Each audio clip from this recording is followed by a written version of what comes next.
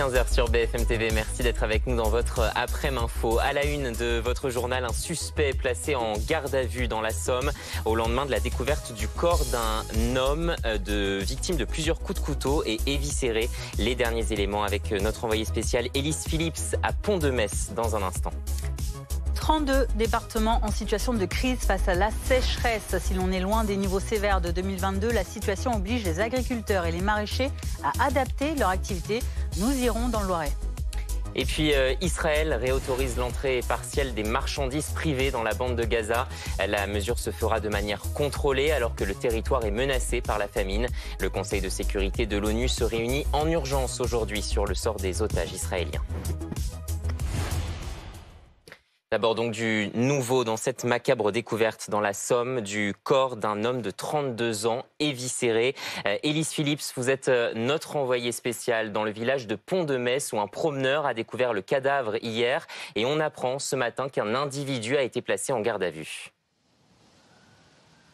Oui, tout à fait. L'enquête s'est accélérée ce matin, moins de 24 heures après la découverte du corps de cet homme de 32 ans dans ce parc de Pont-de-Metz, puisqu'effectivement, un suspect a été interpellé. On sait qu'il s'agit d'un jeune homme d'une vingtaine d'années. Il a été placé en garde à vue pour assassinat et il est donc entendu depuis quelques heures maintenant par les policiers. Pour le moment, on ne sait pas quel élément en particulier a mis les enquêteurs sur sa piste, mais hier, tout le quartier autour de ce parc était bouclé. Les policiers ont collecté des indices, ont analysé aussi les images de vidéosurveillance et donc c'est potentiellement l'un de ces éléments qui a permis l'interpellation de ce jeune homme ce matin. On cherche aussi à savoir quel est l'éventuel lien entre le suspect et la victime. Les policiers vont essayer de déterminer lors de cette garde à vue, premièrement bien sûr si ce suspect est réellement impliqué et puis quelles sont les circonstances du crime et quel pourrait être l'éventuel mobile de ce meurtre particulièrement déroutant et violent. Vous le rappeliez à l'instant les circonstances, on sait que c'est un homme de 32 ans qui a été mutilé, lardé de plusieurs coups de couteau, éviscéré dans ce quartier qui est pourtant assez calme. On a discuté avec une promeneuse il y a quelques minutes qui nous a dit venir ici tous les jours, mais qu'elle se sentait assez craintive depuis hier et qu'elle ne viendrait plus seule tant que l'enquête ne serait pas résolue. Les enquêteurs ont maintenant 48 heures pour interroger ce suspect lors de la garde à vue. Merci Élise Phillips en direct de Pont-de-Metz dans la Somme avec Caroline Bertolino derrière la caméra. Bonjour David Galtier, merci d'avoir accepté notre invitation. Vous êtes ex-commandant de la gendarmerie en PACA. Alors on aimerait savoir comment travaillent les enquêteurs face à ce genre de scène de crime, une scène assez macabre et très difficile. En effet, c'est un crime particulièrement horrible, d'ailleurs, qui a été qualifié d'assassinat par le parquet, c'est-à-dire avec une préméditation, et on se retrouve face à une scène de crime particulièrement horrible. Alors il faut d'abord féliciter nos collègues policiers qui ont rapidement bouclé la zone, sont intervenus et sont pour l'instant avec un homme suspect placé en garde à vue. L'autopsie d'abord, puis l'audition lors de la garde à vue nous dira s'il faut aller plus loin et s'il faut déjà imaginer que l'auteur a été interpellé. En tout cas, nous le souhaitons. Mais c'est cette mobilisation à la fois des hommes de terrain pour boucler la zone et l'intervention, et puis le travail de la division de la criminalité organisée spécialisée d'Amiens, de la PJ, qui va être déterminante. Voilà, donc c'est une mobilisation. Lorsqu'il s'agit d'une scène de crime de cette nature particulièrement horrible, et malheureusement j'en ai eu quelques-unes à traiter dans ma carrière, qu'il faut saluer parce que c'est une technique souvent payante. Et lorsqu'on a un suspect dans les premières heures, dans la flagrance, c'est très important. Il n'a pas le temps de masquer un certain nombre de preuves, il n'a pas le temps d'inventer des histoires, il faut l'auditionner à chaud. Justement, quels sont les indices dans ce type de crime qui peuvent permettre de remonter jusqu'au suspect ? Alors, vous avez déjà un certain nombre de caméras de surveillance, nous dit-on, sur les lieux, qui ont sans doute orienté les enquêteurs sur la piste. Il faut rechercher naturellement les témoignages, mais il faut aller tout de suite, évidemment, dans le sens des perquisitions au domicile, perquisitions également sur les réseaux sociaux de l'intéressé. Et tout ça peut faire avancer l'enquête assez vite parce que au départ, évidemment, toutes les hypothèses sont possibles et tout est retenu. D'ailleurs, je note que le parquet n'a pas communiquer. À cet égard, il attend sûrement l'autopsie ou l'avancée de la garde à vue. Et pour justement fermer les portes, eh bien, il faut ces indices. Et ces indices, il faut les recueillir sur le terrain. La scène de crime, notamment, est particulièrement importante. J'ai noté que le balisage avait été fait et qu'évidemment, les policiers techniques et scientifiques s'étaient emparés de la scène. Vous évoquiez justement cette autopsie qui a démarré. Que peut-on attendre? Qu'est-ce qu'elle peut livrer comme indice justement précieux? C'est très important, une autopsie. J'ai en tête l'affaire du petit Valentin Crémeux. Vous savez, dans l'Ain, assassiné de plus d'une trentaine de coups de couteau qui, au départ, avaient été touchés à la gorge. Certains avaient même imaginé que c'était des chiens errants qui avaient pu l'égorger ainsi. Eh bien non, en réalité, c'était des plaies profondes avec un ustensile, un couteau. L'arme du crime qu'il va falloir naturellement retrouver, c'est un indice majeur. Et puis, nous donner aussi peut-être d'autres indices sur la façon dont le corps a été tué, mutilé et même, nous dit-on, éviscéré.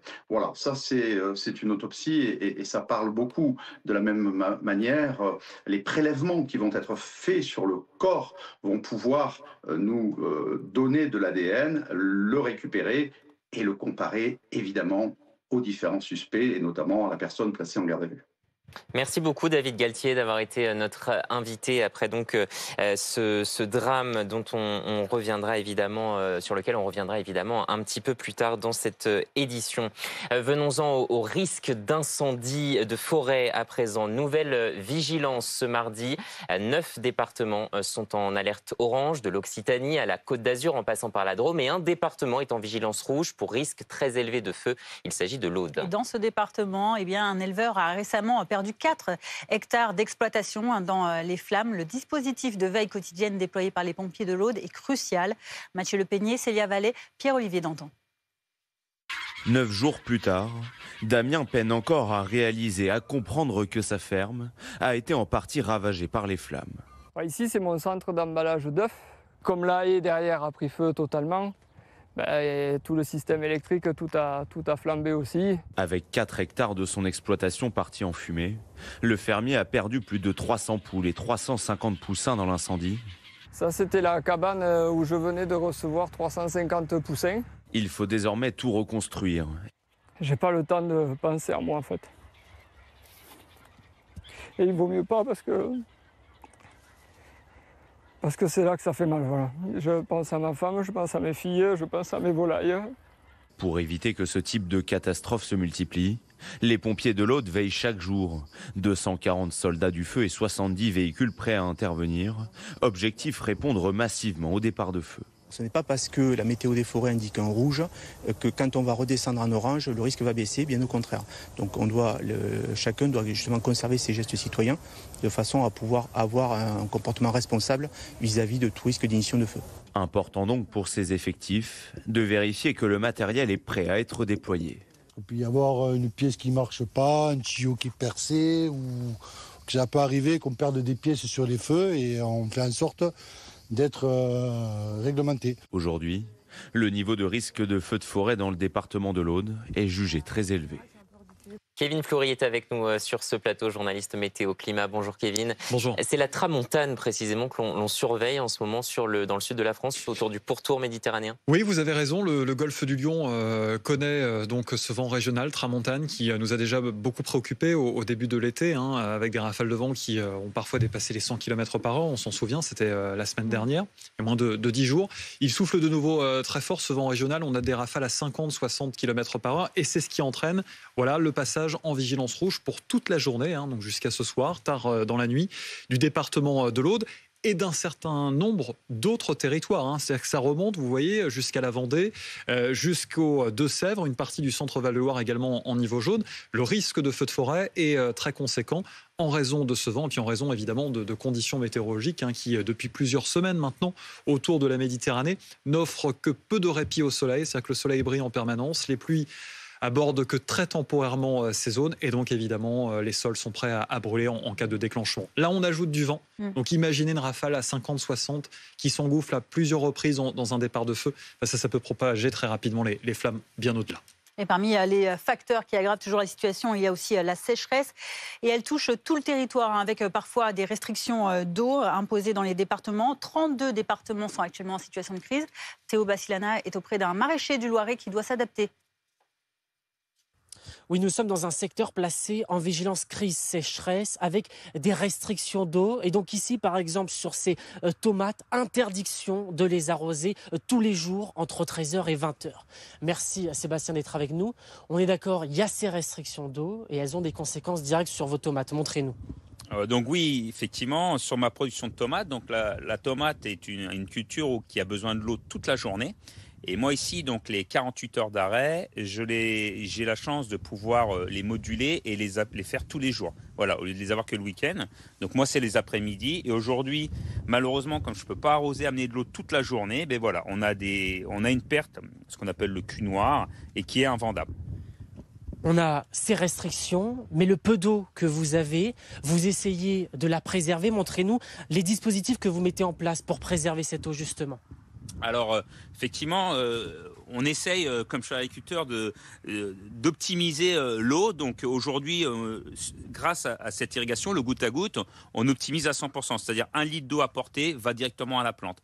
Et derrière, je mets une bâche biodégradable en amidon de maïs qui va permettre d'éviter l'évaporation et que l'eau soit bien concentrée au niveau du sol. Merci beaucoup Sébastien. On parlait tout à l'heure de ce fameux cul noir sur les tomates. Ici, 20% de ces tomates ont ce cul noir et ça représente au total 30 000 € de pertes financières. Théo Bassilana dans le Loiret, des agriculteurs donc qui doivent s'adapter. Kevin, 32 départements sont en situation de sécheresse. On est pourtant loin de ce qu'on avait connu en 2022. Ah oui, très loin, puisqu'à cette période de l'année, en 2022, on avait 1200 cours d'eau qui étaient totalement à sec. C'est-à-dire qu'on n'avait plus d'eau dans ces cours d'eau. On en est loin, fort heureusement, mais il existe de grosses disparités. Et quand on analyse la présence de l'humidité dans nos sols entre 0 et 1 mètre de profondeur, donc c'est-à-dire dans nos potagers, dans nos jardins, évidemment au cœur des cultures agricoles, on voit que la situation est quand même fortement dégradée sur la partie ouest de la France, et le retour de la chaleur dans les prochains jours ne va pas arranger la situation. Absence de pluie, on l'a dit déjà très tôt depuis ce matin, par exemple ici dans le département de l'Inde, mais arrivée d'une nouvelle vague de chaleur, d'un épisode caniculaire, peut-être sur un certain nombre de départements du sud de la France. Ça va entraîner un assèchement supplémentaire, si vous voulez, de nos sols, avec une évapotranspiration de nouveau des plantes qui, dans certains territoires, ont pu recevoir un petit peu d'eau. Voilà l'anticyclone qui se décale donc sur l'Europe, qui va entraîner la mise en place d'un flux de sud-ouest sur le territoire. Et qu'est-ce qu'il y a au sud-ouest de la France ? Il y a l'Espagne. Et donc cette boule d'air chaud qui est actuellement présente. Pour être très concret, je vous propose de regarder les prévisions sur plusieurs communes pour vendredi, samedi et dimanche prochain.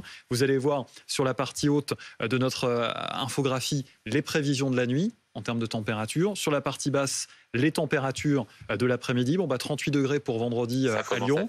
On atteint malheureusement déjà les seuils de canicule et on va voir ainsi se développer ces températures très élevées tout au long du week-end. On va peut-être voir les jours suivants, samedi et dimanche, voilà, avec des valeurs très conséquentes. Ouais. Si c'est maintenu, si ces prévisions se maintiennent par exemple pour le Lyonnais, on sera dans les seuils de canicule. Et ça voudrait dire un déclenchement de vigilance orange.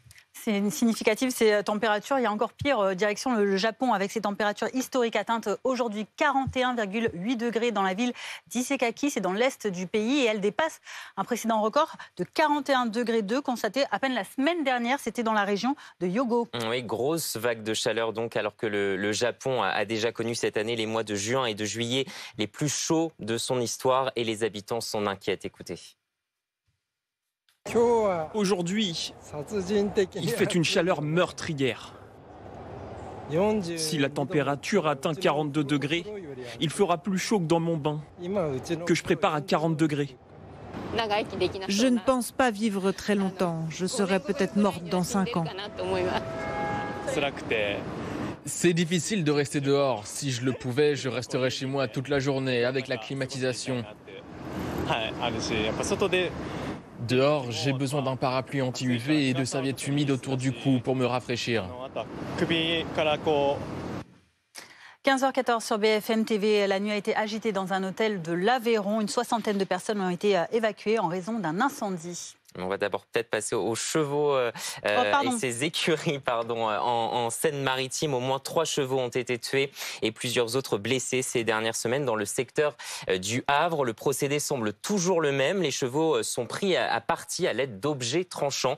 Une enquête a été ouverte pour actes de cruauté et sévices envers les animaux. Attention, certaines images de ce reportage sont difficiles. Valentin Longuet avec Arthur Baudin.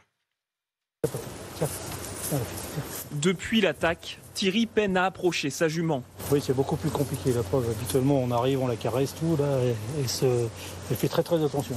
Je pense qu'elle a eu peur. Le dimanche de la fête des pères, le 15 juin dernier, les propriétaires découvrent l'horreur. Ici, 2 chevaux ont été touchés. En arrivant là, j'avais la jument noire qui est maintenant décédée, qui avait les 2 yeux crevés. La blanche qui est derrière nous, qui a eu des coups de scalpel au niveau des yeux, au niveau des flancs. La mienne, avec le caractère qu'elle a, je pense que c'est ce qui l'a sauvée. Elle a réussi à s'échapper. Pour moi, c'est des fous, faut être fou. Mais les chevaux de cette écurie ne sont pas les seuls visés. Ces dernières semaines, plusieurs autres ont été attaqués dans la région. Le procédé semble toujours le même. Les chevaux sont mutilés à l'aide d'objets tranchants. En tout, 3 sont décédés, plusieurs autres blessés. Certains sont lourdement handicapés. Dans cet autre centre, 4 chevaux ont été agressés. Espionne, cette ponette de 9 ans, a eu un œil crevé en mai dernier. Elle a subi l'opération le jour même. Je l'ai récupérée 2 jours après à la clinique. On a eu des soins à faire pendant 15 jours. Et après, on l'a laissée tranquille 1 mois et demi. Une enquête est ouverte pour acte de cruauté et sévices envers un animal domestique, apprivoisé ou captif. Et donc cette question, que s'est-il passé la nuit dernière à Mostuet-Jouls, dans cette commune de l'Aveyron? Une enquête est ouverte après l'évacuation d'une 60aine de personnes qui étaient logées dans un hôtel.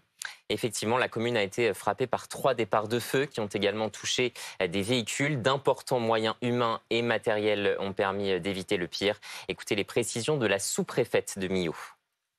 60 sapeurs-pompiers ont été engagés dans la maîtrise de ce feu, y compris un drone, moyen aérien, qui a permis de s'assurer que le feu ne se propageait pas à la végétation autour, ce qui était évidemment notre crainte en cette saison.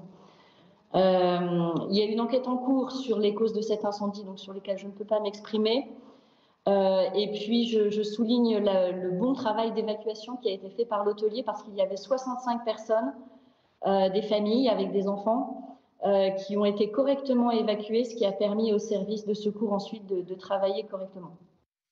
Si vous souhaitez vous rendre aux États-Unis, attention, écoutez bien, jusqu'à 15 000 $. C'est la caution que pourraient devoir payer les étrangers de certains pays qui réclament un visa pour se rendre aux États-Unis. Bonjour Antoine Lard, vous êtes notre correspondant à Washington. Une mesure que l'administration Trump a donc prise pour lutter contre l'immigration illégale.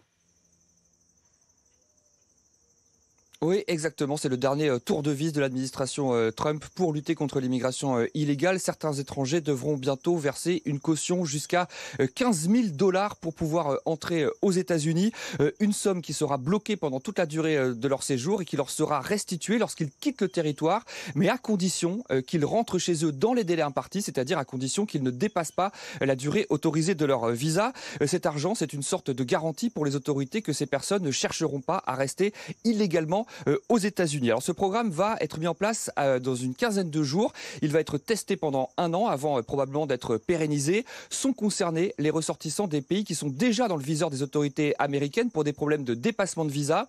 Pour le moment, il n'y a pas encore de liste officielle, mais on sait que Haïti, le Brésil, la Colombie ou encore le Venezuela pourraient être concernés. Le dispositif prévoit aussi une sorte de grille tarifaire en fonction de la réputation des pays, avec des cautions de 5 000 $ pour les moins mauvais élèves et donc jusqu'à 15 000 $ pour les ressortissants des États jugés à risque.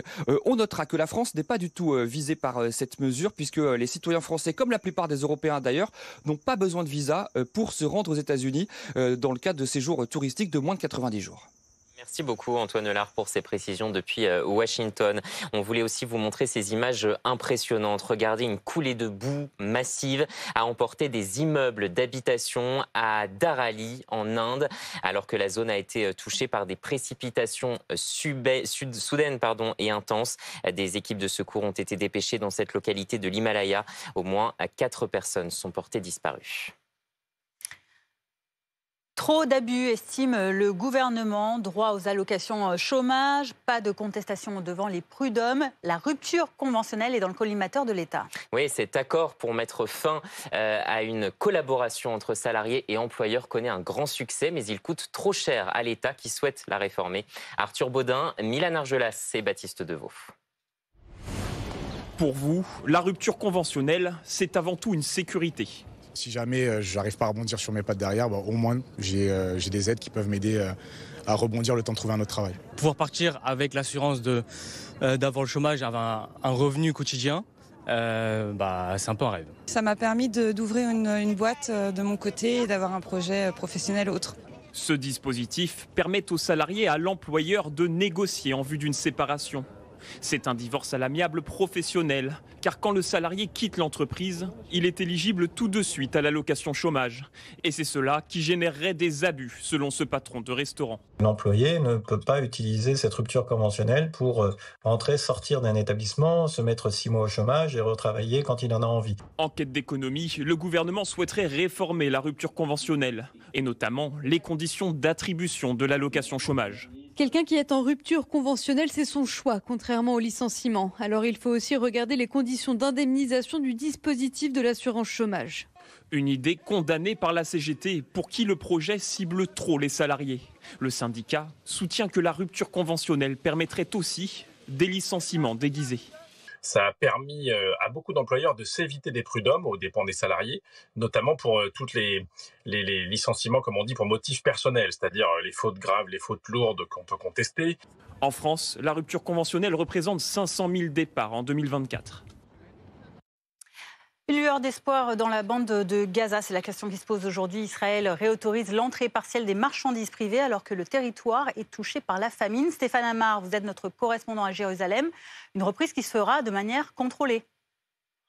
Oui, absolument. Les autorités israéliennes ont indiqué que cela se ferait de manière progressive et que les paiements devaient se faire par virement afin que tout ce qui rentre dans la bande de Gaza soit contrôlé. C'est l'exigence des autorités israéliennes qui garde un bien mauvais souvenir de toutes ces années où le Hamas a pu faire entrer quasiment librement des armes et du matériel pour construire des centaines de kilomètres de tunnels sous la bande de Gaza. C'est donc un contrôle qui continuera d'être exercé et qui s'inscrit plus largement dans un assouplissement des règles d'importation à Gaza, notamment pour l'aide humanitaire. Des couloirs ont été ouverts, des pauses humanitaires au cours de la journée ont été aménagées. Et bien sûr, il y a aussi ces largages auxquels la France participe, largage d'aide humanitaire depuis le ciel.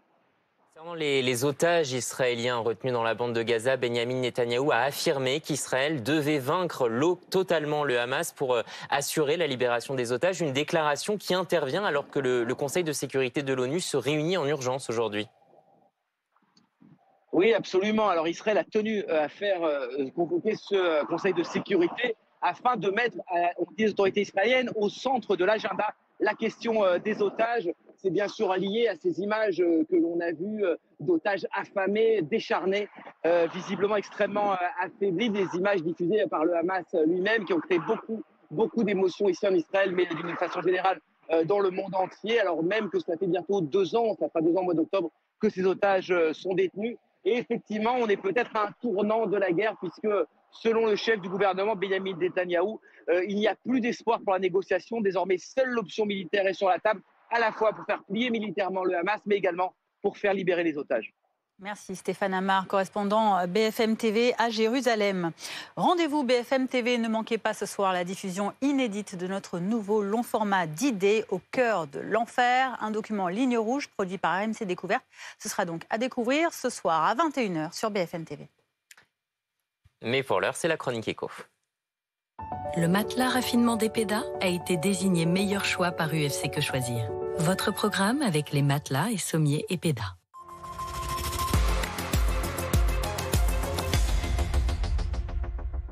Et le marché de l'automobile qui fait grise mine. Depuis plus d'un an maintenant, les ventes de voitures neuves connaissent un net recul. Et la tendance, Fanny, se confirme avec une diminution de 7,7% par rapport à juillet 2024, selon les chiffres de l'Association des constructeurs et équipementiers. En cause, la flambée des prix et l'accumulation des mesures du gouvernement en faveur de l'électrique. Beaucoup d'acheteurs se tournent donc vers l'occasion. Mathis Menu, Margot Vizade, Yann Deniel avec Elliott Francomain. Entre neuf et occasion, dans cette concession automobile, les clients ont le choix. Daniel a pris sa décision sans hésiter. Personnellement, j'achète souvent des occasions de moins de 3 ans ou 4 ans, déjà pour le coup, et surtout parce que c'est des véhicules récents. Et le problème aujourd'hui, c'est que le neuf, c'est peu accessible, donc on est vraiment sur des gammes qui sont très chères. En France, le marché du neuf connaît une baisse de 7,9% depuis le début de l'année, avec moins d'1 million de véhicules vendus. Le nombre de ventes a atteint les 116 000 au mois de juillet, soit 7,7% de moins que l'année dernière à la même époque. Il y a plein de changements au niveau des réglementations politiques en France, que ce soit avec les malus, que ce soit avec les aides à l'électrification. Et tout cela crée de la confusion pour le consommateur qui se rapatrie sur le véhicule d'occasion. Certains conducteurs attendent le bon moment pour acheter un nouveau véhicule et vont donc garder le leur de plus en plus longtemps. Le parc automobile ne cesse de reculer en âge, ce qui est extrêmement préoccupant puisque des voitures qui ont 12 ou 13 ans sont forcément plus émettrices de CO2 et plus polluantes, même dans l'absolu, que des voitures modernes. Et on a des voitures, un parc vieillissant qui est forcément plus polluant et aussi plus dangereux, parce qu'une voiture qui a 15 ans est plus dangereuse qu'une voiture d'aujourd'hui. Le parc automobile français a vieilli de presque 3 ans en une décennie. L'âge moyen d'une voiture en circulation est passé de 8,4 ans en 2014 à 11,2 ans en 2024. Le matelas raffinement d'Epeda a été désigné meilleur choix par UFC Que Choisir. C'était votre programme avec les matelas et sommiers Epeda.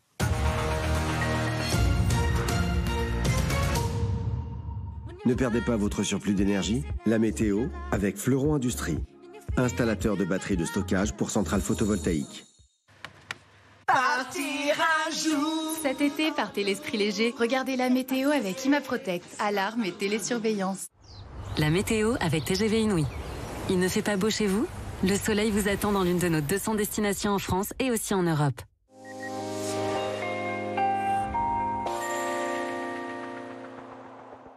Bonjour, les conditions météo sont très belles à l'heure actuelle dans le nord-ouest de la France, comme ici sur les bords de Manche, après le passage d'une petite dégradation bien visible sur notre animation satellite. La voici, quelques dizaines de kilomètres de largeur. Elle a apporté d'ailleurs des pluies sur un certain nombre de territoires, mais très vite à l'arrière, on voit bien le retour du soleil.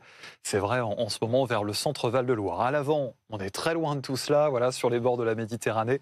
Cassis qui s'est réveillé un peu plus tôt aujourd'hui sous un ciel parfaitement dégagé. Filons vers la journée de demain avec le retour de quelques nuages de haute altitude. C'est ce que l'on appelle en effet un ciel voilé, des nuages qui circuleront de la Nouvelle-Aquitaine en remontant vers le Nord-Pas-de-Calais. À noter vers la baie de Saint-Brieuc le retour de quelques bancs de grisaille. Attention pour les marins, puis méfiance à ce Mistral assez sensible dès le matin. Une nouvelle fois 60 km/h. Dans la journée, ce voile nuageux se décale vers l'est. On retrouvera un petit peu de vent toujours vers la basse vallée du Rhône, vers l'intérieur du Var aussi. Quelques averses de pluie, mais ça c'est pour la fin de la journée en montagne, les Alpes du Sud ou encore la barrière pyrénéenne. Partout ailleurs, ce sera magnifique. Les températures de ce mercredi matin, de 9 à 23 degrés. Ça diminuera un petit peu dans le sud en ce qui concerne les valeurs maximales. Avant une nette remontée, on va le voir dans un instant. Par contre, voilà, le thermomètre qui va s'élever un peu plus haut, vers Rennes, vers Le Mans, avec 27 degrés. On aura 26 entre Paris et Lille. Le programme des prochains jours, on va aller voir la situation jusqu'en fin de semaine, week-end inclus. Conditions très anticycloniques. Ça y est, l'anticyclone qui était sur le proche Atlantique s'installe sur l'Europe de l'Ouest et même l'Europe continentale. Ça va entraîner aussi le retour d'un flux de sud-ouest et donc une nette remontée des températures sur l'ensemble du territoire, notamment sur les régions du sud. 35 degrés en moyenne l'après-midi samedi, 36 pour dimanche prochain. C'était la météo avec fleuronindustrie.com. Isolation thermique par l'extérieur pour réduire vos dépenses énergétiques et embellir votre maison. Partir un jour sans retour. C'était la météo avec ImaProtect. Alarme et télésurveillance. C'était la météo avec TGV Inouï. Alors, dans laquelle de nos 200 destinations allez-vous chercher le soleil? Bienvenue sur BFM TV si vous nous rejoignez les 15h30. Nous sommes ensemble jusqu'à 18h dans l'après-info. À la une ce mardi, 10 départements en alerte au feu de forêt. Ce mardi, 9 en vigilance orange, 1 en rouge. Il s'agit de l'Aude. La force de la tramontane complique la donne. Nous y retrouverons Marie Roux auprès de ceux qui veillent à éviter tout départ de feu. 3 départs de feu dans la même commune. Que s'est-il passé cette nuit à Mostuet-Jouls dans l'Aveyron? 65 personnes ont été évacuées d'un hôtel. Des véhicules ont été calcinés. Dans cette enquête qui démarre, la piste d'un acte malveillant et privilégié. Reportage à suivre. Et puis, la paix en Ukraine est-elle dans les mains de Steve Witkoff, l'émissaire américain de Donald Trump qui doit rencontrer Vladimir Poutine demain ou jeudi? Pourquoi lui, ancien magnat de l'immobilier, plutôt qu'un porte-parole ou un chef de la diplomatie? Décryptage dans ce journal. Mais tout d'abord, la France face à cette nouvelle alerte au feu de forêt. 10 départements en vigilance aujourd'hui sur le pourtour méditerranéen. Vous le voyez, on surveille notamment la situation dans l'Aude. Marie Roux, vous êtes notre envoyée spéciale à Villesque des Corbières dans l'Aude. Et la situation qui est compliquée aujourd'hui, grande prudence dans ce département placé en rouge, notamment avec beaucoup de vent. Exactement, on est en fait sur un des points où sont placés les pompiers. Ils sont prédispositionnés à intervenir en cas de départ de feu imminent. Vous l'avez dit, les conditions météorologiques, eh bien, elles sont particulièrement propices au départ des feux.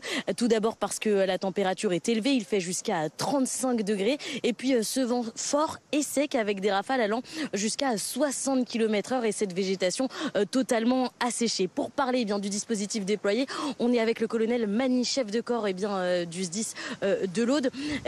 Qu'est-ce que vous avez mis en place aujourd'hui ? Aujourd'hui, on a renforcé effectivement le dispositif par rapport au niveau de risque. On a 3/4 du département qui est en risque très sévère. Donc on a 21 emplacements de prépositionnement pour compléter le maillage avec nos 45 centres de secours. Et du coup, voilà, c'est 270 pompiers avec 70 engins, dont plus de 130 venus d'autres départements du renfort de la France, de l'Ouest, mais aussi de l'Occitanie. Voilà, pour compléter ce maillage, pour répondre à la doctrine nationale de frapper vite et fort avec des moyens terrestres et aériens. Vous me disiez aujourd'hui, donc c'est une journée particulière, vigilance rouge, vigilance maximale, et ça faisait presque 10 ans que vous n'aviez pas vu ça. Voilà, donc dans la mémoire des Audois, on voit qu'on est sur une configuration où on a l'habitude d'avoir de risques très sévères, mais là on voit qu'on a une zone plus étendue jusqu'à l'Auragais, donc c'est vraiment de l'est à l'ouest, mais aussi du nord au sud avec la montagne noire qui est aussi concernée, et là on le voit les Corbières. Donc voilà, un niveau extrême dans le niveau de risque qui nous mobilise, avec aussi un renforcement de notre pélicandrome pour accueillir les moyens aériens dans les meilleures conditions, aussi 6 personnels qualifiés qui sont capables de les accueillir, mais aussi sur les patrouilles forestières où on a mis 26 patrouilles aujourd'hui pour assurer la surveillance, et puis un poste de commandement prépositionné aussi à Narbonne pour pouvoir répondre au cas où un départ de feu venait à se développer. Là, c'est la pire heure actuellement pour tout départ de feu, ou vous craignez aussi dans la soirée, voire cette nuit ? Alors, on se prépare à agir à tout moment, en fonction du risque bien sûr, mais dès ce matin, on savait qu'à 11h, le vent était déjà installé. Donc on a mis en place des moyens dès la fin de matinée, avec les colonnes justement qui sont derrière moi, qui étaient prépositionnées dès midi. Mais on avait aussi un renforcement de nos moyens à 13h. Et là, on sait que c'est à 15h que le vent se renforçait. Donc on est effectivement dans un moment là où le risque est le plus élevé en matière de vent. Mais on sait qu'on est aussi dans un risque extrême, vous l'avez rappelé, à travers l'humidité.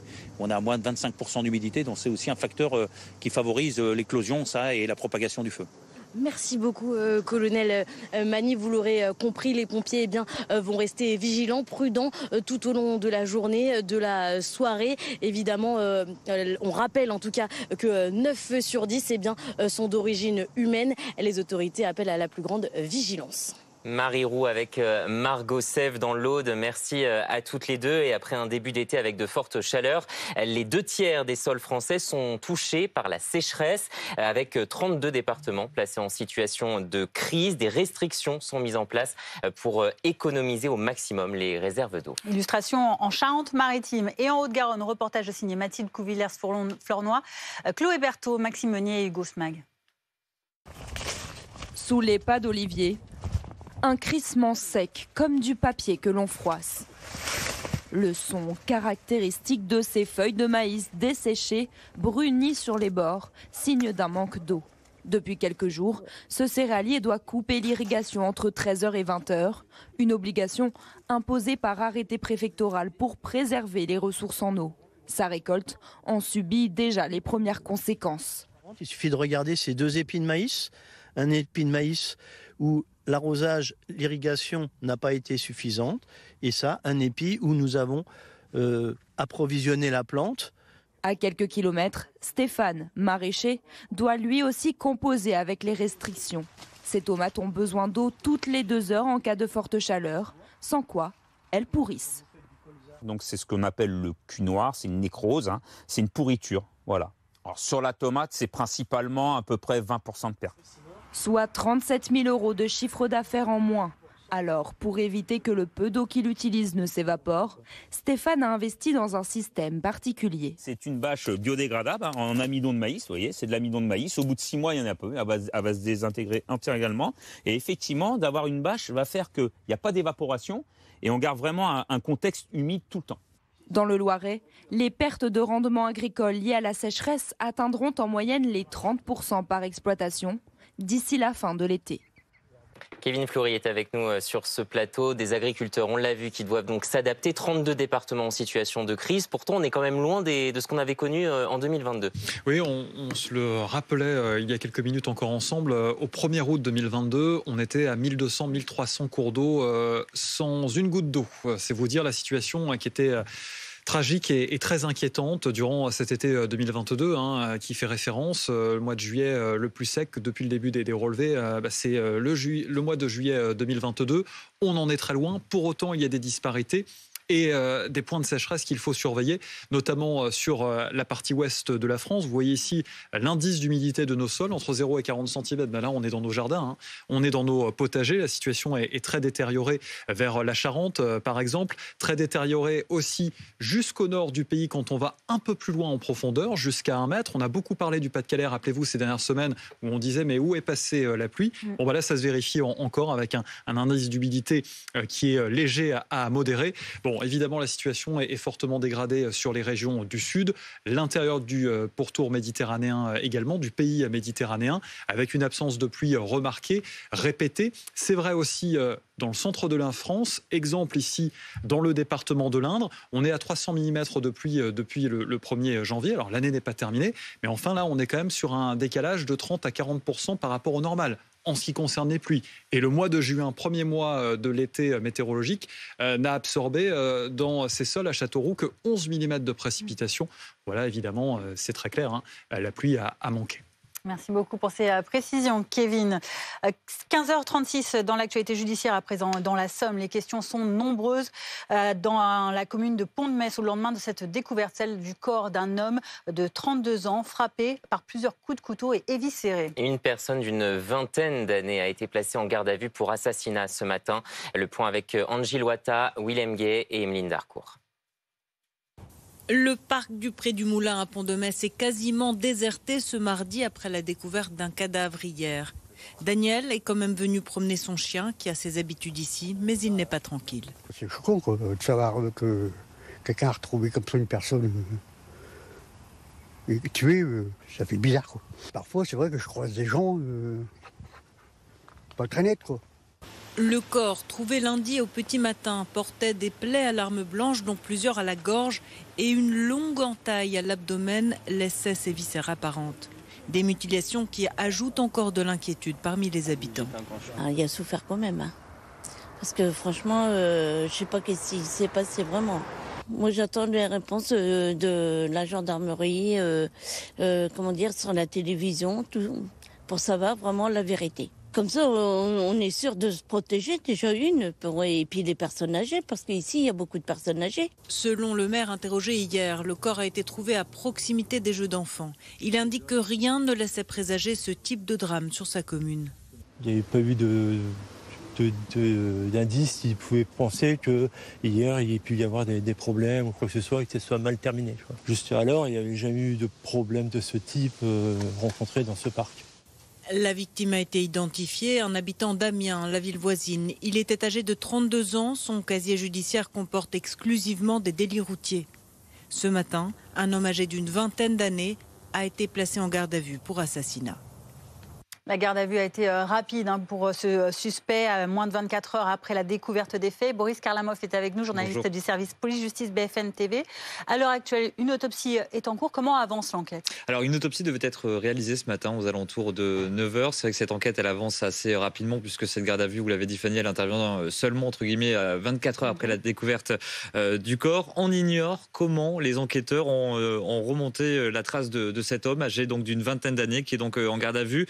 Est-ce grâce à la vidéoprotection? On sait qu'il y a des caméras à l'entrée de ce bois. Il y a également des caméras dans les rues de cette petite commune d'un peu plus de 2000 habitants à proximité d'Amiens. Est-ce grâce également à des indices retrouvés sur la scène de crime ou encore au bornage téléphonique? Quoi qu'il en soit, à l'heure où l'on se parle, eh bien, le parquet d'Amiens ne souhaite pas faire de commentaires. Cette garde à vue, elle peut durer au maximum jusqu'à 48 heures, soit jusqu'à demain soir, si les enquêteurs ont bel et bien des éléments qui permettent de confronter cet individu à cet acte qui a été commis il y a quelques heures, du moins il y a quelques jours. Donc autopsie qui devait être réalisée ce matin pour déterminer et identifier surtout les causes de sa mort, déterminer également si certains coups de couteau ont été portés ante-mortem ou post-mortem, puisqu'on va rappeler que cet homme a été lardé de plusieurs coups de couteau, notamment au niveau du cou. Donc une enquête qui progresse, qui avance rapidement. Reste à savoir également les éventuels liens qu'il y a entre le suspect entendu actuellement par les enquêteurs de la police judiciaire d'Amiens et la victime qui a donc été retrouvée, dont le corps a été retrouvé il y a un peu plus de 24 heures. Merci beaucoup Boris pour ces précisions. La nuit a été agitée dans un hôtel de l'Aveyron. Une soixantaine de personnes a été évacuée en raison d'un incendie. Une enquête a été ouverte pour déterminer son origine, mais la piste d'un acte malveillant est privilégiée. Au moins 3 départs de feu ont été constatés selon la sous-préfète. Le point avec Pierre-Louis Bousset et Marion Montel. Les flammes ont ravagé la façade du bâtiment, jusqu'à atteindre la toiture. Il est 3h du matin lorsqu'un incendie se déclare sur les 3 parkings aux abords de cet hôtel de l'Aveyron. À partir de ces 3 points, on a 18 véhicules qui ont pris feu. Une partie de ces véhicules étaient stationnés le long de l'hôtel. Et c'est de ces véhicules que l'incendie s'est propagé au 4e étage de l'hôtel, détruisant complètement 5 des chambres de l'hôtel.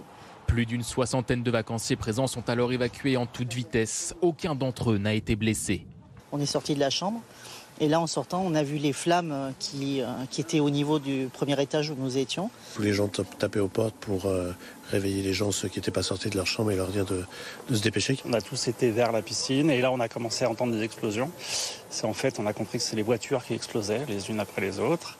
Le feu est finalement maîtrisé grâce à l'intervention de plusieurs dizaines de sapeurs-pompiers. Les clients de l'hôtel ont été relogés et une enquête a été ouverte pour déterminer les causes de l'incendie.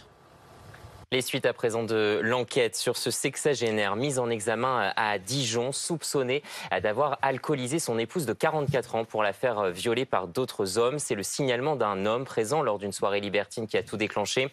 Il avait des doutes sur le consentement de la femme. On en parle avec Boris Karlamov qui est toujours avec nous sur ce plateau. Boris, de nouvelles déclarations aujourd'hui. L'avocat du suspect déclare que son client ne comprend pas. Oui, absolument. Il conteste les faits. L'avocate qui a pu s'entretenir avec notre collègue Vincent Ventighem explique bien que cet homme s'est adonné au libertinage ou au voyeurisme depuis 5 ou 6 ans à raison de 2 à 3 soirées par an avec sa compagne âgée de 44 ans. On va rappeler que cet homme est en couple avec donc cette femme depuis une dizaine d'années et que cette femme, son épouse de fait, était pleinement consentante, qu'elle n'avait pas l'habitude d'être alcoolisée, qu'il lui arrivait de boire 1 ou 2 verres de vin. Je vais citer l'avocate de cet homme et puis à un moment donné, cet homme a franchi un pas de plus en invitant des hommes à participer à leur jeu sexuel. Voilà ce qu'elle déclare à BFM TV, mais il précise bien qu'elle a toujours été consentante pour cela, mais il précise également qu'il n'y avait aucune volonté de soumission chimique, ce que conteste l'avocate et ce que conteste cet homme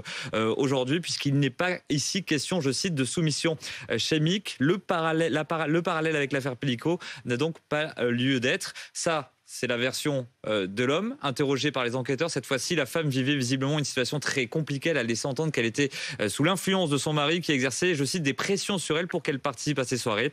Aujourd'hui, elle souhaite divorcer et elle a donc déposé plainte contre son mari. Merci beaucoup Boris Karlamov. Évidemment, on continuera de suivre cette affaire qui évolue de jour en jour. À 15h43, à présent, on parle de la pollution plastique qui s'invite au cœur des négociations, peut-être de la dernière chance à Genève. Regardez ces chiffres, 8 millions de tonnes de plastique finissent chaque chaque année dans les océans.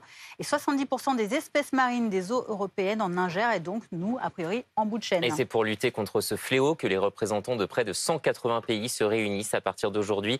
Et pour 10 jours, dans l'espoir de signer un premier traité mondial. Les dernières négociations onusiennes de décembre en Corée du Sud avaient été un échec, alors que l'ONU s'était engagée en 2022 à parvenir à signer un texte en 2 ans. La politique à présent et le lancement de FB Direct. C'est la chaîne YouTube du Premier ministre François Bayrou. Ça démarre à 17h aujourd'hui. Et le Premier ministre veut expliquer aux Français comment il va économiser ces fameux 44 milliards d'euros. Edgar Becquet, journaliste politique de BFM TV, est avec nous. Bonjour. Bonjour. Alors, il va s'agir de parler budget aux Français via les réseaux sociaux. C'est un exercice de communication un peu risqué peut-être pour le Premier ministre. Oui, et surtout l'objectif, c'est de s'adresser directement aux Français. Un podcast qui va s'intituler, vous l'avez dit, FB Direct. Donc ce soir, à 17h sur YouTube, vous allez avoir le choix. Thibaut InShape, Squeezie ou la première vidéo de François Bayrou. Une première vidéo qui sera consacrée, je cite, au cadre général et à la nécessité de désendetter le pays et qui va durer une dizaine de minutes. Et puis, on aura le droit plusieurs fois par semaine à une vidéo de François Bayrou et ce, jusqu'aux discussions parlementaires sur le budget à l'automne prochain. Donc, bien au-delà des vacances d'été. François Bayrou disait à nos confrères du Parisien qui ont sorti l'info « Je ressens le besoin de parler en direct avec les Français pour que chacun d'entre eux se forge une opinion. L'objectif, c'est de rappeler le contexte dans lequel nous sommes et expliquer les solutions envisagées. Pédagogie, pédagogie, pédagogie, martèle un conseiller de l'exécutif. Alors François Bayrou n'est pas le premier à vouloir vulgariser des questions économiques via les moyens de communication forcément de son époque. La dernière fois, c'était sous la 4e République. Oui, il s'inspire de son modèle, Pierre Mendès France, chef du gouvernement sous la 4e République. Ça ne rajeunit pas. Hein. Exactement, ouais, c'était il y a un peu plus de 71 ans. Pierre Mendès France qui n'avait pas lancé sa chaîne YouTube, mais qui avait lancé les causeries radiophoniques. L'idée pour lui, c'était de parler de l'action de son gouvernement à la nation. Et vous allez découvrir cet extrait qui date du 7 août 1954. Difficile de croire à une coïncidence. Regardez ce qui est écrit. Première semaine d'août. Pour beaucoup, vous êtes en vacances. Vous ne m'en voudrez pas d'interrompre cette période pour parler de problèmes sérieux qui nous intéressent tous. L'ancien président du Conseil des ministres venait de présenter à l'époque son projet économique devant le Parlement. La ressemblance, vous l'avez vu, est troublante. Oui, et puis il y a cette autre ressemblance, le timing pendant l'été. Est-ce qu'on n'a pas l'impression que François Bayrou essaye d'éviter peut-être les contestations parlementaires ? C'est en tout cas ce que lui reprochent les oppositions, notamment à gauche. Je cite, « Ce podcast, c'est un moyen de refuser le débat politique, le vrai, la confrontation avec les parlementaires, mais je ne crois pas que les citoyens seront beaucoup plus cléments. » Voilà ce que nous disait hier soir un député de l'opposition. Car oui, malgré cet exercice de pédagogie, ce sont bien les parlementaires qui examineront et qui voteront ce budget à l'automne prochain, avec évidemment le risque de censure pour François Bayrou. Un autre député LFI cette fois ironisait ce matin en me disant « C'est très bien qu'il lance son podcast, plus il parle, plus on a envie de le sortir ». En référence aussi aux causeries radiophoniques, il se voit comme Mendès France, il finira comme Barnier, raille même un autre député de l'opposition. Même si François Bayrou veut marcher sur les pas de Mendès France, n'oublions pas que ce dernier est resté seulement 8 mois à Matignon. François Bayrou, lui, en est à 7 mois. Merci beaucoup Edgar pour ces précisions.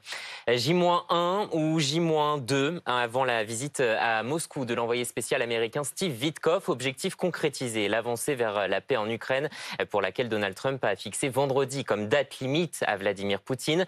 Antoine Lard, vous êtes notre correspondant à Washington. Ce n'est pas la première fois que Steve Witkoff est envoyé en Russie pour négocier.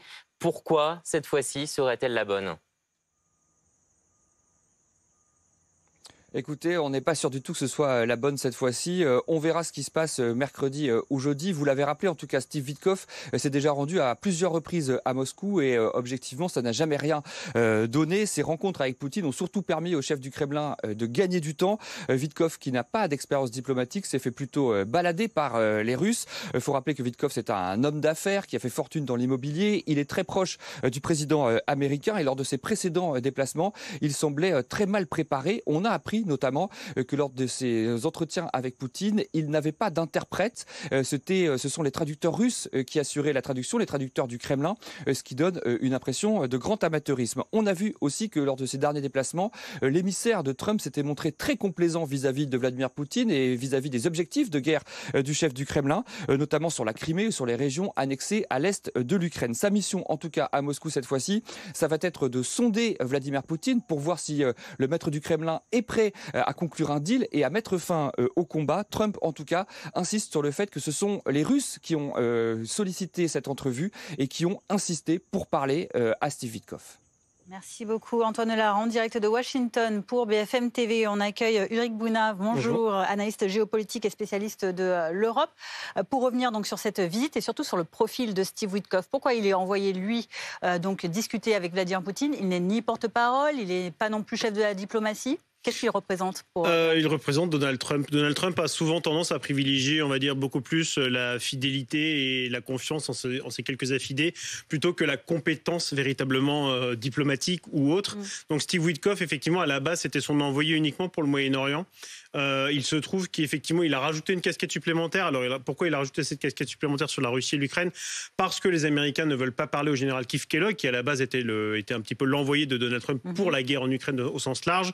Mais comme il a une posture, on va dire, plus traditionnelle, républicaine, américaine, qui est une position plutôt pro-ukrainienne, du coup, effectivement, il a été assez vite écarté. Et les Russes ont privilégié M. Witkoff parce que c'est sans doute quelqu'un qui parle un peu le même discours qu'un certain nombre de personnes proches du Kremlin. C'est-à-dire, en gros, c'est une personne extrêmement riche qui n'accorde pas une grande importance, on va dire, au droit international. Et donc, effectivement, il est beaucoup plus simple de parler avec lui, d'autant plus qu'il ne connaît pas vraiment, en tout cas, surtout au début, il ne connaissait pas vraiment le fond des dossiers. Le porte-parole du Kremlin qui vient de dire « Nous n'avons pas de restrictions concernant les missiles ». On va l'écouter et vous réagissez juste après. La Russie n'a plus aucune restriction à cet égard. Elle ne se considère plus limitée par quoi que ce soit. Cela signifie qu'elle se sent en droit de prendre les mesures appropriées et d'agir de manière adéquate si nécessaire. Il est peu probable qu'une annonce soit faite à ce sujet. Il s'agit de défense. Ce domaine est assez sensible et n'est pas public. Pas l'impression qu'on va vers la fin de la guerre, là. Non, alors là, c'est un contexte beaucoup plus large. Il faut remonter un peu le fil du temps.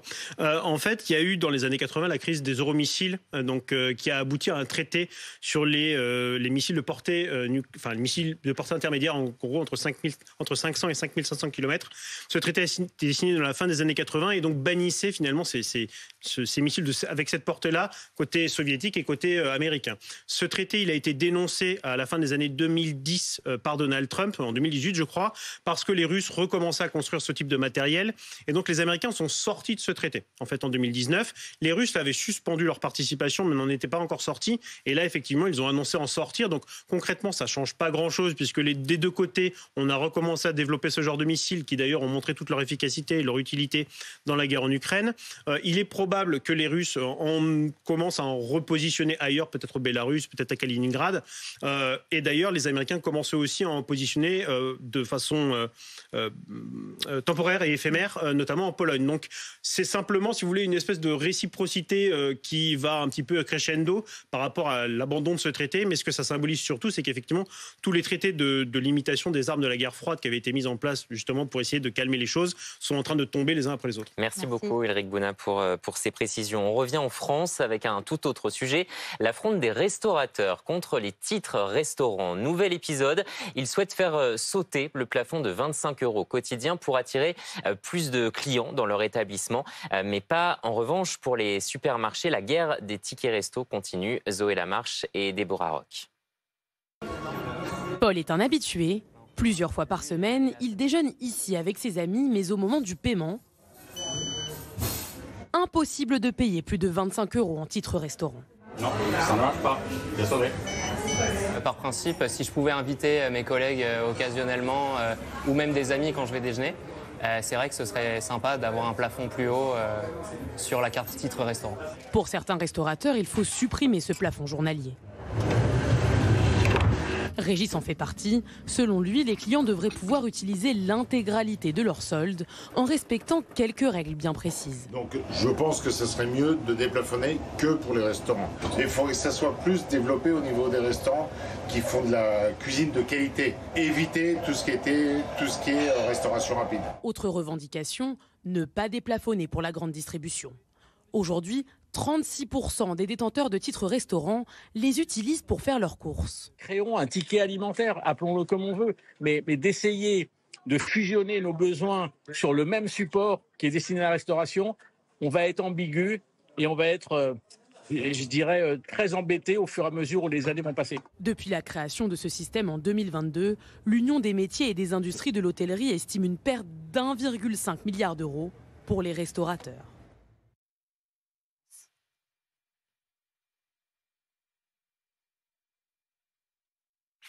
Retrouvez votre programme avec assurepeople.com. Assurance auto pour jeunes, résiliés, sinistrés, malucés.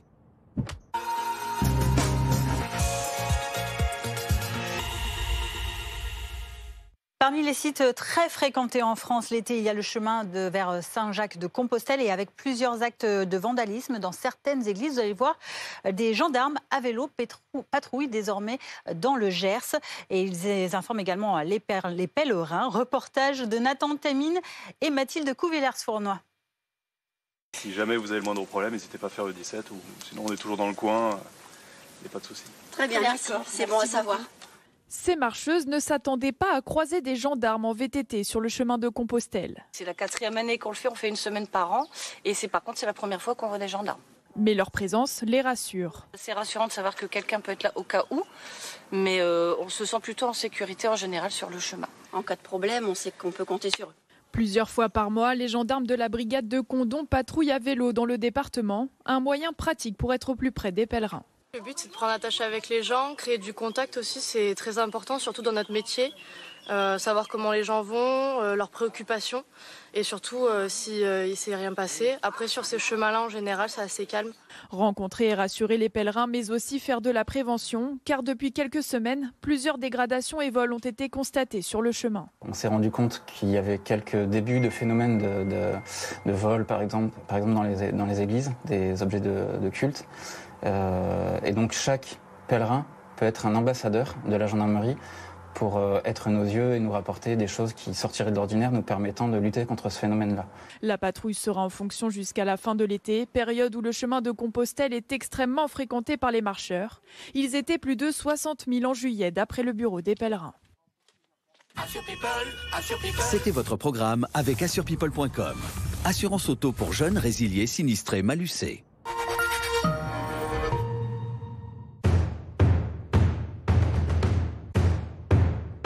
Avec les portes blindées Torchman Metal. Votre sécurité en toute sérénité. L'ortolan est un fromage tellement doux qu'il attendrit même les plus durs. L'ortolan, sa force, c'est sa douceur.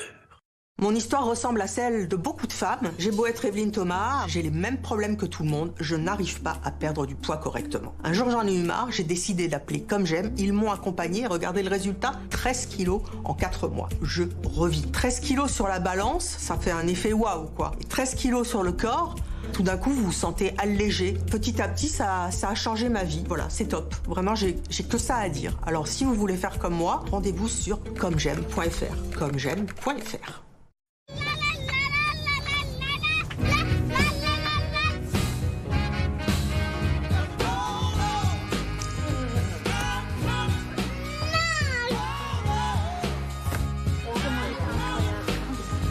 Alors ? Bah t'as vu ?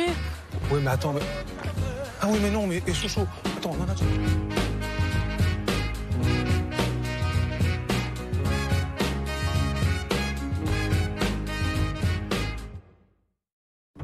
Merci docteur. Alors à quel tour ? Bonjour. Ça va ? Docteur ? Docteur ? Appelez le 112 et mettez le haut-parleur. Un accident peut arriver n'importe quand. Alors on doit pouvoir compter sur n'importe qui. Chez Groupama, nous avons déjà formé gratuitement plus de 200 000 personnes aux gestes qui sauvent. Groupama, toujours là pour moi. Ok, c'est une banque sans actionnaire, mais ça reste une banque. Faut qu'elle fasse du chiffre. Oui, t'as raison. Eh ben voilà. Et ce chiffre, c'est celui de la satisfaction client. Oui, ben, elle m'explique mieux que toi. 9 clients sur 10 sont satisfaits du Crédit Mutuel. Crédit Mutuel, une banque qui appartient à ses clients, ça change tout. Moka a passé des années enfermée dans une cage. Vénus a été percutée par une voiture après avoir été abandonnée. Polly a été vendue sur un site internet comme un simple objet. 45 000 animaux chaque année ont besoin d'être soignés et protégés. En faisant un don de 10 € par mois, devenez compagnon SPA et sauvez des vies. Recherchez compagnon SPA sur internet ou appelez le 0806 700 710.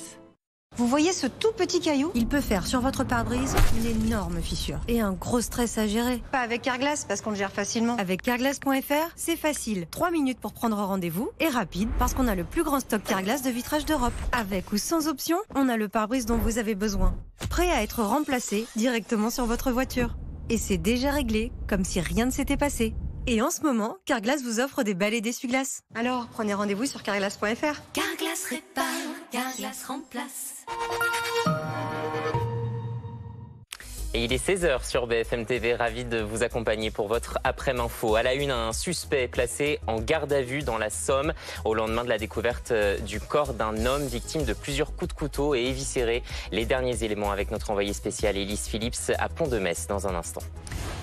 32 départements en situation de crise face à la sécheresse. Si on est loin des niveaux sévères de 2022, la situation oblige les agriculteurs et les maraîchers à s'adapter à leur activité. Nous irons dans le Loiret et nous en discuterons également avec Kevin Fleury. Et puis les États au chevet de la crise mondiale de la pollution plastique, 180 représentants se réunissent à Genève pour tenter d'écrire le premier traité mondial pour s'attaquer à ce fléau pour la planète. Une mission trop ambitieuse, c'est ce que nous verrons.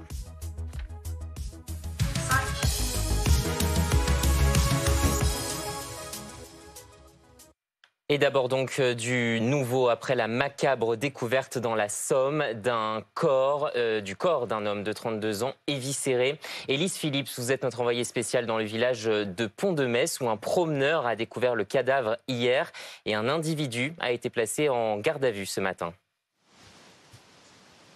Oui, tout à fait. Un suspect a été interpellé pas loin d'ici ce matin par les enquêteurs. Un homme assez jeune, âgé d'une vingtaine d'années seulement, qui a été placé en garde à vue pour assassinat. Il est donc en ce moment même entendu par les enquêteurs qui le soupçonnent donc d'avoir un lien, peut-être d'avoir tué cet homme de 32 ans qui a été découvert hier à quelques centaines de mètres d'ici dans ce parc assez tranquille de Pont-de-Metz. Pour l'instant, on ne sait pas si ce suspect connaît la victime, s'il a pu le croiser, s'il le connaissait. On ne sait pas non plus ce qui a mis précisément les enquêteurs sur la piste de ce jeune homme.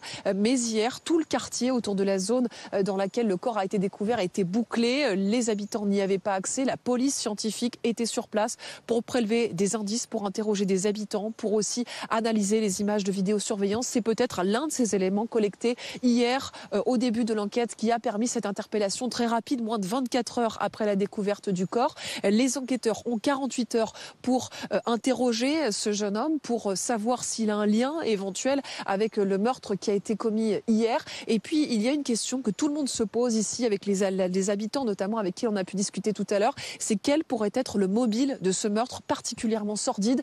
On sait que cet homme qui a été retrouvé a été éviscéré, mutilé, tailladé à plusieurs reprises, mais on sait aussi, via des sources proches de l'enquête, que cet homme n'est pas connu pour trafic de stupéfiants. Son casier judiciaire ne mentionne que des délits mineurs, des délits routiers mineurs. Et puis, on a appris aussi dans le même temps, en parallèle de cette garde à vue qui est en cours donc depuis ce matin, qu'une autopsie devait avoir lieu ce matin à 9h. On attend maintenant les résultats de ces analyses.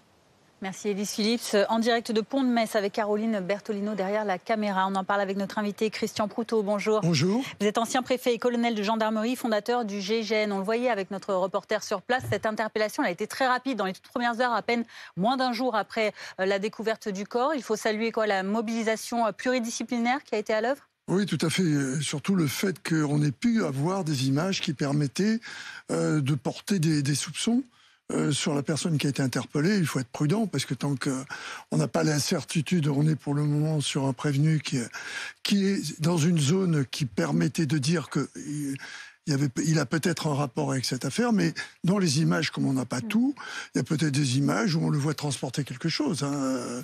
C'est également, il ne faut pas penser que les enquêteurs se soient arrêtés simplement au fait qu'un promeneur dans la zone soupçonnée pouvant être un passage pour l'auteur de ce crime atroce, puisse être responsable de ce crime. Donc je pense que les enquêteurs apporteront petit à petit les éléments qu'ils font dans le délai judiciaire, mais c'est évident que heureusement, là, même si des gens se posent des questions sur la vidéosurveillance, puisque effectivement des questions peuvent se poser a priori, est-ce que c'est utile et tout, au moins on sait qu'a posteriori, des analyses sur des faits qui peuvent se produire le sont grâce à la vidéosurveillance. Et ça, c'est important de le souligner. C'est une scène de crime quand même déroutante. L'homme a été retrouvé éviscéré, on l'a dit, les bras de part et d'autre de la tête. On ne serait pas pourtant face à un rituel macabre. Écoutez, il est toujours difficile de pouvoir analyser ce qui se passe dans la tête de quelqu'un qui ne va pas très bien, parce qu'on voit tout de suite que quand on fait des choses comme celle-là, la personne a un problème. Et à partir du moment où le rapport à la mort n'est pas du tout le même que le vôtre, tout nous paraît, à juste titre, et c'est ce qui nous protège de nous-mêmes et de la violence, tout nous paraît atroce. Mais dans un cerveau qui a un problème déséquilibré, il est sûr que, en particulier sur les gens que l'on appelle les suicidaires, qui ont un rapport à la mort et en particulier à leur propre mort relativement indifférent, forcément, le rapport à la mort de quelqu'un, c'est quelqu'un qui vous gêne que l'on supprime. Et puis ensuite, la barbarie, ce que l'on considère comme, entre guillemets, de la barbarie, il faut bien qualifier ça avec nos mots à nous, n'est en fait pour lui qu'une expression peut-être d'une vengeance ou, comme vous le soulignez, un geste qui veut dire quelque chose. Lui seul pourra expliquer cette mise en scène macabre. Pour les indices qui vont être recherchés encore ces prochains jours, ces prochaines semaines, pourquoi pas, on a parlé de la vidéosurveillance qui peut donner des indices. Il y a une autopsie qui a débuté ce matin. À quoi vont s'attarder les gendarmes, les agents de la police judiciaire ou tous ceux qui sont en train d'enquêter sur cette affaire? Voilà. Alors, en l'occurrence, par rapport à votre question, ce sont les enquêteurs non, c'est pas la gendarmerie ici. Il me semblait que c'était la police judiciaire d'Arras, bon, peu importe, qui est compétent, c'est l'ordre administratif et judiciaire. Ils vont cerner d'abord la personnalité celui qu'ils soupçonnent, d'abord pour fixer, savoir effectivement si c'est lui, s'il a un rapport avec cet assassinat atroce, si c'est lui, et ensuite le comment. Mais dans un premier temps, on a... Avant le comment et le pourquoi, on a qui. Il faut fixer ça. Alors, il y a de la téléphonie, il y a le tour des images. Je pense que c'est déjà ce qui a permis l'interpellation, parce que derrière, il ne faut pas oublier qu'il y a le procureur de la République. On n'interpelle pas les gens simplement parce qu'ils se promènent dans un coin. Il faut avoir des éléments à apporter à la justice. Et évidemment, il y aura tous les éléments d'enquête qui vont amener à dire les circonstances qui ont amené deux personnes dont on ne pense pas au départ qu'ils aient un rapport, à voir ce rapport qui a conduit à ce crime. Merci beaucoup Christian Proutot pour votre éclairage. Au chapitre des incendies de forêt, à présent, nouvelle vigilance. Ce mardi, 9 départements sont en alerte orange, de l'Occitanie à la Côte d'Azur en passant par la Drôme. Et un département est en vigilance rouge pour risque très élevé de feu. Il s'agit de l'Aude. Oui, dans ce département, un éleveur a récemment perdu 4 hectares d'exploitation dans les flammes. Le dispositif de veille quotidienne déployé par les pompiers de l'Aude est crucial. Reportage de Mathieu Le Peigné, Célia Vallée, avec Pierre-Olivier Dantan. 9 jours plus tard, Damien peine encore à réaliser, à comprendre que sa ferme a été en partie ravagée par les flammes. Ici, c'est mon centre d'emballage d'œufs. Comme la haie derrière a pris feu totalement, tout le système électrique, tout a flambé aussi. Avec 4 hectares de son exploitation partis en fumée, le fermier a perdu plus de 300 poules et 350 poussins dans l'incendie. Ça, c'était la cabane où je venais de recevoir 350 poussins. Il faut désormais tout reconstruire. J'ai pas le temps de penser à moi, en fait. Et il vaut mieux pas parce que c'est là que ça fait mal. Voilà. Je pense à ma femme, je pense à mes filles, je pense à mes volailles. Pour éviter que ce type de catastrophe se multiplie, les pompiers de l'Aude veillent chaque jour. 240 soldats du feu et 70 véhicules prêts à intervenir. Objectif, répondre massivement au départ de feu. Ce n'est pas parce que la météo des forêts indique un rouge que quand on va redescendre en orange, le risque va baisser, bien au contraire. Donc chacun doit justement conserver ses gestes citoyens de façon à pouvoir avoir un comportement responsable vis-à-vis de tout risque d'initiation de feu. Important donc pour ces effectifs de vérifier que le matériel est prêt à être déployé. Il peut y avoir une pièce qui ne marche pas, un tuyau qui est percé, ou que ça peut arriver qu'on perde des pièces sur les feux et on fait en sorte d'être réglementé. Aujourd'hui, le niveau de risque de feu de forêt dans le département de l'Aude est jugé très élevé.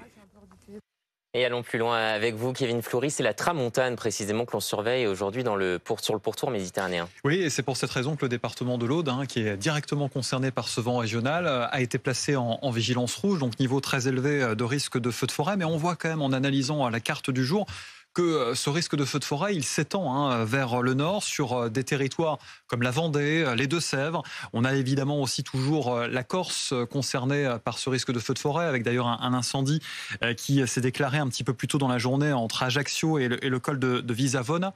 Visiblement, tout est sous contrôle, mais ça a nécessité l'intervention de Canadair. Donc on est de nouveau face à une situation météorologique difficile pour les pompiers, avec une sécheresse, avec l'absence de pluie répétée sur le territoire, et puis avec le vent qui arrive. Et c'est pas fini, on en reparlera un petit peu plus loin, mais il y a la chaleur aussi qui va de nouveau rentrer dans le jeu, malheureusement. Et la sécheresse également, donc, qui provoque et qui alimente ces incendies avec des restrictions d'eau parfois imposées dans certains départements. 32 départements aujourd'hui sont concernés par une situation de crise. Théo Bassilana, vous êtes auprès d'un maraîcher du Loiret qui doit adapter son activité. Oui, nous sommes dans un secteur placé en vigilance crise sécheresse avec des restrictions d'eau. Et donc ici, par exemple, sur ces tomates, interdiction de les arroser tous les jours entre 13h et 20h. Merci Sébastien d'être avec nous. On est d'accord, il y a ces restrictions d'eau et elles ont des conséquences directes sur vos tomates. Montrez-nous. Donc oui, effectivement, sur ma production de tomates, donc la tomate est une culture qui a besoin de l'eau toute la journée. Et moi ici, donc les 48 heures d'arrêt, j'ai la chance de pouvoir les moduler et les faire tous les jours. Voilà, au lieu de les avoir que le week-end. Donc moi, c'est les après-midi. Et aujourd'hui, malheureusement, comme je ne peux pas arroser, amener de l'eau toute la journée, ben voilà, on a une perte, ce qu'on appelle le cul noir, et qui est invendable. On a ces restrictions, mais le peu d'eau que vous avez, vous essayez de la préserver. Montrez-nous les dispositifs que vous mettez en place pour préserver cette eau, justement. Alors, effectivement, on essaye, comme je suis agriculteur, d'optimiser l'eau. Donc aujourd'hui, grâce à cette irrigation, le goutte à goutte, on optimise à 100%. C'est-à-dire 1 litre d'eau apportée va directement à la plante. Et derrière, je mets une bâche biodégradable en amidon de maïs qui va permettre d'éviter l'évaporation et que l'eau soit bien concentrée au niveau du sol. Merci beaucoup Sébastien. On parlait tout à l'heure de ce fameux cul noir sur les tomates. Ici, 20% de ces tomates ont ce cul noir et ça représente au total 30 000 € de pertes financières. Théo Bassilana, dans le Loiret, 32 départements sont en situation de crise pour la sécheresse, Kevin, mais on est loin quand même de ce qu'on a connu en 2022. Oui, et vous avez raison quand même de remettre cette info dans son contexte. 1200 cours d'eau à l'époque, au 1er août 2022, étaient à sec. On en est très loin. Pour autant, des territoires connaissent une sécheresse des sols importante dans nos potagers, dans nos jardins. Si vous grattez en ce moment dans le centre-ouest, dans votre jardin, vous allez vous rendre compte que c'est très dur, que c'est très sec. On le voit bien ici sur l'indice d'humidité de nos sols entre 0 et 40 cm. Et quand on va un petit peu plus loin, jusqu'à 1 mètre, évidemment, ça se colore aussi de jaune, voire de orange vers la Bretagne ou encore les Hauts-de-France. Situation donc qui est dégradée, mais pas catastrophique, c'est important de le dire. Par contre, on surveillera les prochains jours parce que la chaleur revient très vite sur la France. Et vous allez voir avec nous, Kevin, ces températures records au Japon, encore 41,8 degrés dans la ville d'Isekaki, c'est dans l'est du pays. Et ça dépasse le précédent record de 41,2 degrés qui a été constaté à peine la semaine dernière dans la région de Hyogo. Une grosse vague caniculaire, alors que le Japon a déjà connu cette année les mois de juin et de juillet les plus chauds de son histoire. Les habitants, vous allez l'entendre, s'en inquiètent. Aujourd'hui, il fait une chaleur meurtrière. Si la température atteint 42 degrés, il fera plus chaud que dans mon bain, que je prépare à 40 degrés. Je ne pense pas vivre très longtemps. Je serai peut-être morte dans 5 ans. C'est difficile de rester dehors. Si je le pouvais, je resterais chez moi toute la journée avec la climatisation. Dehors, j'ai besoin d'un parapluie anti-UV et de serviettes humides autour du cou pour me rafraîchir. Kevin, ça fait 3 ans que ça dure au Japon. Oui, et c'est totalement remarquable. Le mois de juillet 2025 qui vient de se terminer, évidemment aussi au Japon, est l'un des plus secs. À peine 13% de normale pluviométrique relevée dans la zone.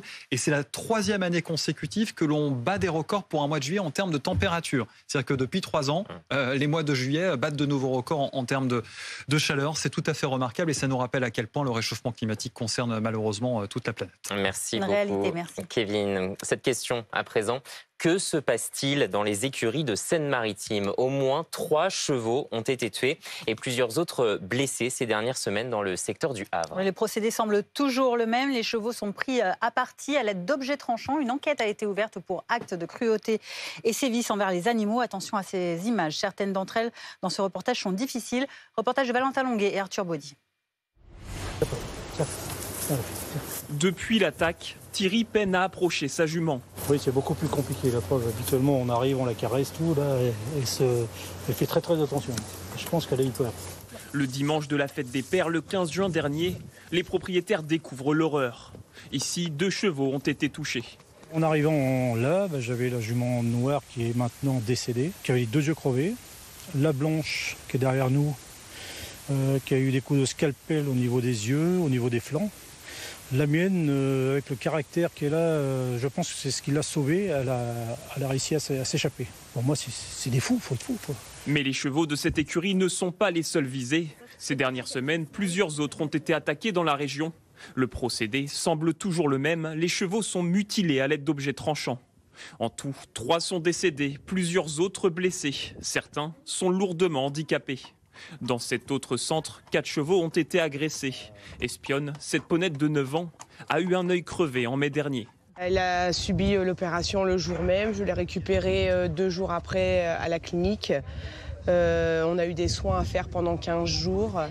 Et après, on l'a laissée tranquille 1 mois et demi. Une enquête est ouverte pour acte de cruauté et sévices envers un animal domestique, apprivoisé ou captif. Prenons la direction de Moustoué-Joules, c'est dans l'Aveyron. Une enquête est ouverte après l'évacuation d'une 60aine de personnes d'un hôtel la nuit dernière. Oui, la commune a été frappée par 3 départs de feu qui ont également touché des véhicules. D'importants moyens humains et matériels ont permis d'éviter le pire. Les précisions de la sous-préfète de Millau. On a un incendie qui s'est déclaré sur les parkings, les 3 parkings qui se trouvent autour de l'hôtel de la Muse dans les gorges du Tarn. À partir de ces 3 points, on a 18 véhicules qui ont pris feu. Une partie de ces véhicules était stationnée le long de l'hôtel. Et c'est de ces véhicules que l'incendie s'est propagé au 4e étage de l'hôtel, détruisant complètement 5 des chambres de l'hôtel. Dans cet hôtel, on a 65 personnes qui ont été immédiatement évacuées. Aucune d'entre elles n'a été blessée, aucune d'entre elles n'a inhalé de fumée. Donc nous n'avons pas eu de prise en charge médicale. Jusqu'à 15 000 $. C'est la caution que pourraient devoir payer les étrangers de certains pays qui réclament un visa pour se rendre aux États-Unis. Bonjour Antoine Lard, vous êtes notre correspondant à Washington. Une mesure de l'administration Trump pour lutter contre l'immigration illégale. C'est le dernier tour de vis de l'administration Trump pour lutter contre l'immigration illégale. Certains étrangers devront bientôt verser une caution jusqu'à 15 000 $ pour pouvoir entrer aux États-Unis. Une somme qui sera bloquée pendant toute la durée de leur séjour et qui leur sera restituée lorsqu'ils quittent le territoire, mais à condition qu'ils rentrent chez eux dans les délais impartis, c'est-à-dire à condition qu'ils ne dépassent pas la durée autorisée de leur visa. Cet argent, c'est une sorte de garantie pour les autorités que ces personnes ne chercheront pas à rester illégalement aux États-Unis. Alors ce programme va être mis en place dans une quinzaine de jours. Il va être testé pendant 1 an avant probablement d'être pérennisé. Sont concernés les ressortissants des pays qui sont déjà dans le viseur des autorités américaines pour des problèmes de dépassement de visa. Pour le moment, il n'y a pas encore de liste officielle, mais on sait que Haïti, le Brésil, la Colombie ou encore le Venezuela pourraient être concernés. Le dispositif prévoit aussi une sorte de grille tarifaire en fonction de la réputation des pays, avec des cautions de 5 000 $ pour les moins mauvais élèves et donc jusqu'à jusqu'à 15 000 $ pour les ressortissants des États jugés à risque. On notera que la France n'est pas du tout visée par cette mesure, puisque les citoyens français, comme la plupart des Européens d'ailleurs, n'ont pas besoin de visa pour se rendre aux États-Unis dans le cadre de séjours touristiques de moins de 90 jours. On aimerait à présent vous montrer ces images impressionnantes, celles d'une coulée de boue massive qui a emporté des immeubles d'habitation à Darali. Nous sommes en Inde alors que la zone a été touchée par des précipitations soudaines très intenses. Des équipes de secours ont été dépêchées dans cette localité de l'Himalaya. Vous voyez ces effondrements absolument spectaculaires. Au moins 4 personnes sont portées disparues à l'heure actuelle. Ils vont tenter d'élaborer le premier traité international contre la pollution plastique. Les représentants de près de 180 pays sont réunis à Genève pendant 10 jours sous l'égide de l'ONU. On va en parler avec notre invitée, Lisa Pastor. Bonjour, vous êtes chargée de plaidoyer pour l'ONG Surfrider Foundation Europe. Des discussions en fait qui sont en cours depuis 3 ans et mettre d'accord 180 pays, ça ne va pas être une mince affaire. Bonjour. Oui, tout à fait. Donc aujourd'hui, on est sur une nouvelle session de négociation ici à Genève pour aboutir à un traité. Les États sont présents, mais aussi la société civile. Donc nous sommes arrivés hier. Nous avons fait de nombreuses mobilisations derrière moi devant le Palais des Nations pour demander justement à ce qu'on aboutisse à un traité ambitieux, c'est-à-dire qui vienne adresser le problème à la racine et justement réduire la production mondiale de plastique. On est à plus de 460 millions de tonnes par an. C'est incommensurable. Ça devrait tripler d'ici la moitié du siècle. Et il y a vraiment un enjeu de réduire le problème à sa source. Et évidemment, la question du consensus, comme vous le disiez, des États pose question. Et nous, en tant qu'ONG, ce que nous appelons, c'est de ne pas céder justement à chercher tout un compromis avec certains États qui font obstruction systématiquement depuis ces dernières années, mais justement avoir recours au vote avec plus de la centaine des États ambitieux qui veulent un traité vraiment efficace. Donc c'est réduire la production mondiale de plastique, mais aussi éliminer des produits plastiques non essentiels et des substances chimiques dangereuses.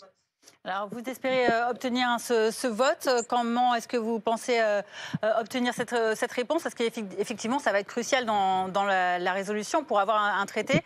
Si les pays producteurs de pétrole continuent, comme à chaque sommet de ce genre, à s'opposer, pourquoi est-ce qu'on irait plus loin que, par exemple, ce qui s'est passé en Corée du Sud en décembre dernier et qui a abouti à un échec?